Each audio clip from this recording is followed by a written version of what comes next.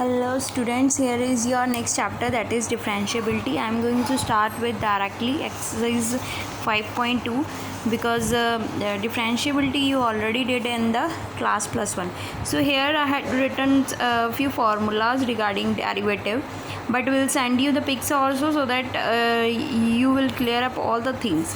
ठीक है, like this is your plus minus one means अगर दोनों का डेरिवेटिव आता है, अगर प्लस की दो टर्म है और नेगेटिव की टर्म है तो आप सिंगल सिंगल डेरिवेटिव करोगे. अगर प्रोडक्ट में आता है तो derivative of first second as it is, ये मीन्स आपने इसको ले लेना. ये आपका फर्स्ट हो गया, ये आपका सेकंड हो गया. Derivative first second as it is plus second first as it is then derivative of second. ये हो गया फ्रैक्शन में. अगर आपको क्वोशंट में ऐसे आता है तो आपने क्या करना है, पहले वर्ब साइड का जो डेरिवेटिव है उसको ले लेना है, फिर सेकंड एज इट इज़ रखना है माइनस, फिर ऊपर वाला एज इट इज़ एंड उसका down side as it is and उसका होल स्क्वायर. उसके बाद ये तो आपको पता ही है कैसा है. यहाँ पे साइन का डेरिवेटिव लिखा है, कॉस का डेरिवेटिव लिखा है, टैन का डेरिवेटिव लिखा है. तो start with our exercise 5.2. So as you know that normal like अगर आपको ये दिया हो तो आप इसका डेरिवेटिव करते हो, ठीक है. तो उन्होंने बोला इसका डेरिवेटिव, तो आप उसके लिए क्या लिखते हो डेरिवेटिव. हमें पता है x का डेरिवेटिव 1 होता है तो आप उसका आंसर लिखोगे x अकेला 2, राइट. एंड बिकॉज 1 का कांस्टेंट होता है तो इसका आंसर कितना आ गया 2. बट अब जो हम करने जा रहे हैं इसमें थोड़ा बड़ा आ गया है. अब मतलब हम आगे आगे करते जाएंगे. जैसे सपोज़ आपको फर्स्ट दिया हुआ है, कहते कि जो ये मैंने एग्जांपल करने जा रही हूँ, इसका डेरिवेटिव लेना है हमने, ठीक है. इसका डेरिवेटिव करो, कहते ये दिया हुआ है. तो इस पे आप क्या करोगे, मतलब थोड़ा ट्रिकी है बट एक बार कंसेप्ट क्लियर हो गया तो you will be able to solve easily. हमें पता है फर्स्ट मैंने क्या किया, डेरिवेटिव करने जा रही हूँ. मैं डेरिवेटिव करने जा रही हूँ किसका, f(x), ठीक है. तो अब मुझे पता है डेरिवेटिव f(x) मेरा कितना दिया हुआ है, मुझे sin x स्क्वायर. अब हमें पता है कि साइन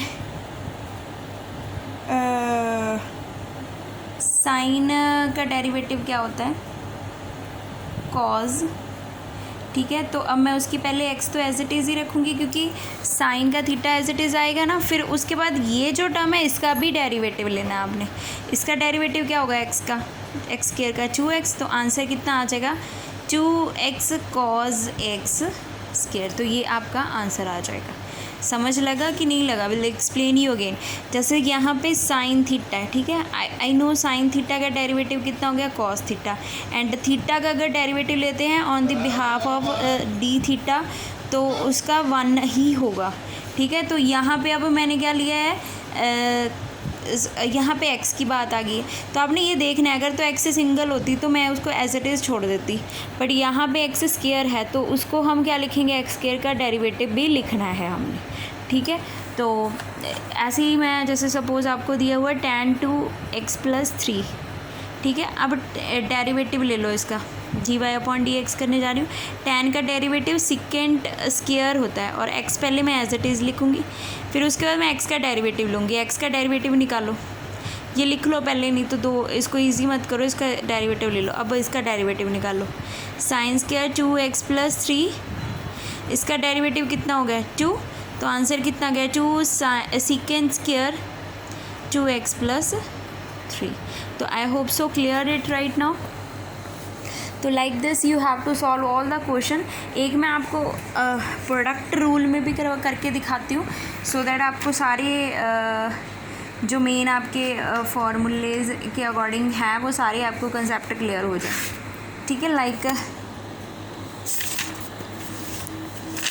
यहाँ पे उन्होंने बोला है साइन कॉज x स्क्वायर, कहते हैं इसका डेरिवेटिव लो, ठीक है. अब मैं डेरिवेटिव लेने जा रही हूँ इसका, कहते हैं डेरिवेटिव फाइंड करो on the behalf of x इसका, ठीक है. पहले मैंने इसका लिया, ये देखिए यहाँ पे ये एक टर्म बन गई, ये उसका थीटा बन गया. फिर उसके बाद ये टर्म पड़ गया, ये उसका थीटा पड़, इट मीन्स ये भी एक टर्म पड़ी है. तो पहले साइन का डेरिवेटिव कितना हो गया, साइन का हो गया कॉज एंड बाकी उसका एज इट इज़ पहले लिखो. फिर डेरिवेटिव हम किसका लेंगे, ये पूरी टर्म का. समझ आ गई. अब इसको एज इट इज़ नोट करो, कॉज का डेरिवेटिव क्या होता है, माइनस साइन, उसका एक्स अभी पहले साथ में जाएगा, फिर इसका डेरिवेटिव लेंगे हम। फिर आ गया कॉज, फिर इसको एज इट इज़ लिया, एंड इसका डेरिवेटिव कितना आ गया 2x। तो आंसर मेरा क्या बन गया, माइनस आगे आ गया, पहले मैं साइन एक्स स्क्वायर, इसके आगे मैंने 2x लिख दिया, sorry, minus 2x sine square x cos x square. तो ये इसका आंसर आ गया। तो आई होप सो ये क्लियर हो गया हो आपको।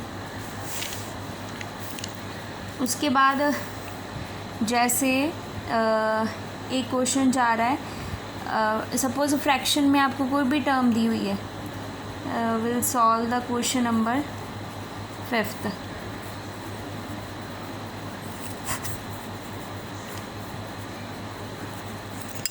ठीक है, तो इसमें क्या करना है आपने,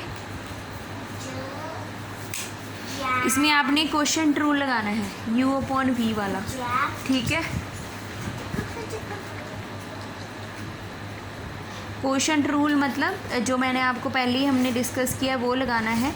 आपने ये देख लेना है कि डाउन साइड क्या है, डाउन साइड हमारा स्क्वायर होगा, ये आपको मैंने पहले ही बता दिया है। ठीक है, तो थोड़ा ध्यान से करना है, हरी अपनी ही करनी है इन चीज़ों में। जैसे यहाँ पे है, मुझे पता था कि डेरिवेटिव u/v किसके इक्वल होता है, पहले डाउन साइड वाला ऊपर अलग लिखना है, मैंने इसको लिख लिया, and derivative of above side minus u derivative of down side, and नीचे आ गया v square, same as it is you have to do. पहले नीचे वाला एज इट इज़ रखेंगे हम। सो ये आ गया कॉज cxd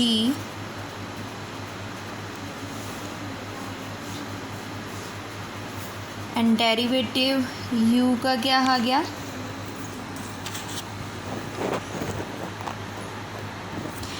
मतलब u मेरा क्या था, साइन, इसको भी लिख लो।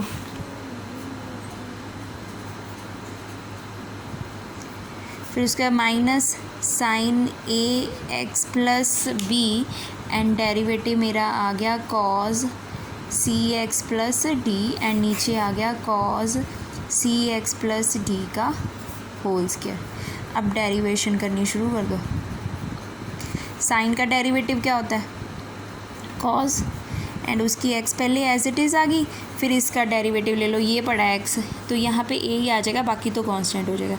Minus sine ax plus b, cos का derivative minus sine cx plus d, and उसका डेरिवेटिव c है।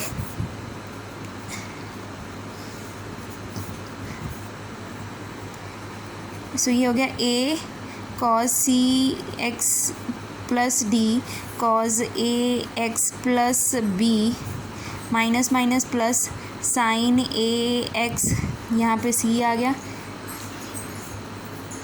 Sign cx plus d upon cos x plus d। वैसे बैक साइड बहुत आपको और एक मतलब दिया होगा आंसर लंबा चौड़ा, तो उसको करने की ज़रूरत नहीं है, आप अपने डेरिवेटिव पे फोकस करो जहाँ तक आपका निकलता है। मैं क्या करने जा रही हूँ, मैं सेपरेट कर लेती हूँ, a cos cx plus d cos ax plus b, इसके नीचे मैंने लिख दिया cos cx प्लस d का होल स्क्वायर, फिर आ गया plus c sine ax plus b sine cx plus d upon cos cx plus d का होल स्क्वायर। इसमें से एक ये कट गया तो ऊपर बच गया a cos ax plus b upon cos cx plus d, and plus यहाँ पे क्या आ जाएगा, ये दोनों सेम है, तो ये तो tan बन जाएगा, एक बनेगा साइन ax प्लस b और आ गया tan cx प्लस d। तो एक मैंने यहाँ पे यूज़ कर लिया, एक नीचे ही रह जाएगा। ठीक है, तो ये आपका आंसर आ गया है। तो I hope so clear it now.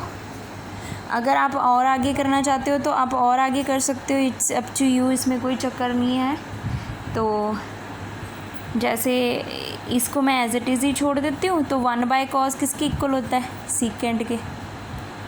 ठीक है, ये मैंने ऐसे ही कॉमन निकाल लिया, इसका मैंने लिख दिया secant cx plus D plus C. तो ये करते हैं हम sine ax plus B tan cx plus D, और 1/cos का क्या बन गया, वही सीकेंट cx प्लस डी। तो ये आपका आंसर है। तो I hope so this one is concept has clear to you. So try to solve all the question. If you have any kind of doubt, then you can ask. Thank you. Have a nice day.